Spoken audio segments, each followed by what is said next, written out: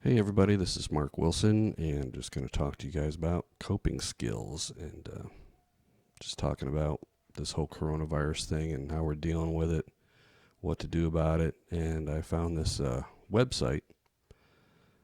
It's comes from www.haveigotAproblem.com, and I was just doing a little research on coping skills, and I found this website, and I thought it was pretty interesting points. And I'm going to talk about each point, but in light of coronavirus. So, point number one with coping skills, how we dealing with it, and one is, of course, is problem solve. What can I do about this situation? Now, there's not a whole lot we can do except just try to stay at home and all that. But one thing we can do is write a list. I mean, not only your physical needs, but what are your emotional needs? Some hobbies, I think, help emotional needs. So I know you guys are probably hobbying away, but if you're not, just figure out what you'd like to do. I did a study on Ikigai, which you can look it up. Ikigai, I think it's spelled. Um, just what you love, what you like to do, and that kind of helps with coping skills. Helps with coping with things. Just finding things to do instead of sitting doing nothing, being depressed. Number two, keep calm. Now, this I know is easier said than done because there's a lot of things going on out there outside our door. But some things you can do is meditate, do a research, meditate over the internet, read some good books, try to stay positive with your books, stuff that you're reading. Don't spend all your time on bad news. It's so easy to just researching the news and looking up the news and finding out what's new with this virus and how many deaths. And I know I keep this Indiana map on my browser just every day, the deaths and the amounts going up. But I don't spend much time there. I try to spend a lot of time just binge watching something that's more positive.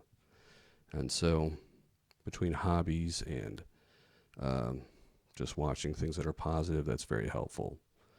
And number three, remember it's your life. It's easy to finger point and blame others, but remember that you do have some things that you have control over. We need to be thankful of things what we can do. You can even make a list of that. What's out of my control and what do I have control over? Um, these two lists are important. Number four, be proud of surviving. Write a journal of things that you did to survive. Some things are instinct, but other things, one, you gave it a lot of thought, and two, you followed through on your plan. That's something to be proud of. That it's not just survival instinct, but it's well thought out of, and you're still here, you're still breathing. Check your pulse. Yes, you're still alive, and that's because you thought these things out, and that's something to be proud of. Number five, develop insight. What did I learn from this? What were my emotions during this time? This is a good idea for journaling. Just what are your thoughts about all of this? Number six, use humor. Keep a sense of humor. It can really help during this difficult time. And again, stay positive. Try to watch things that are funny, not just the news, like I had said before. Number seven, be realistic, not dramatic. You can also write a list of best case scenario and worst case scenario. You have a choice of controlling your emotions or letting your emotions control you. I know it's easier said than done, but sometimes it's about what you are emotionally feeding yourself. Which leads me to number eight, get support. Who is your village? Who is your people? Who's your tribe? Who encourages you? Try to avoid people that drain you unless you can feel you can help. You can be a help to them without being drained. Okay, this is a big thing. I've had people in my life that I've tried to help that they just were always negative and always just draining me. You do what you can, but you got to remember that your own health comes first. If you're not healthy, you can't help others. Number nine, Don't look for blame. Again, has to do with the finger pointing thing. But I'm not sure this can be stressed too much. A pandemic can only be slowed down so much. If there's no cure, then eventually it will probably just become global. So whose fault? Who knows? Who cares at this point? It doesn't change your circumstances. So it's good to rant sometimes. It's good to get your emotions out. I know I try to say stay positive, but to counterbalance that, you do sometimes have to rant, and I totally understand that. Just don't dwell there too long. So it's a balance. And number 10, do something. What can I do to help? I know we have to be careful to do the social distancing thing, but help while using common sense. Help over the internet. That's what I'm trying to do here.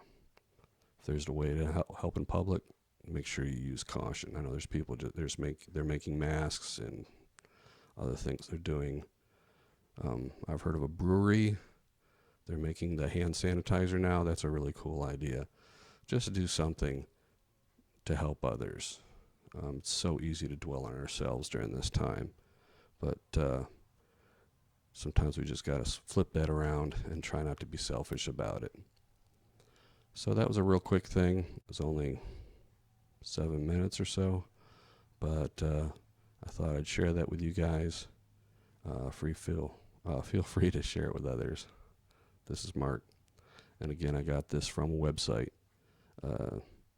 www.haveigotAproblem.com/download/191/how to improve coping skills. And I hope that was a help for you guys. Have a great day.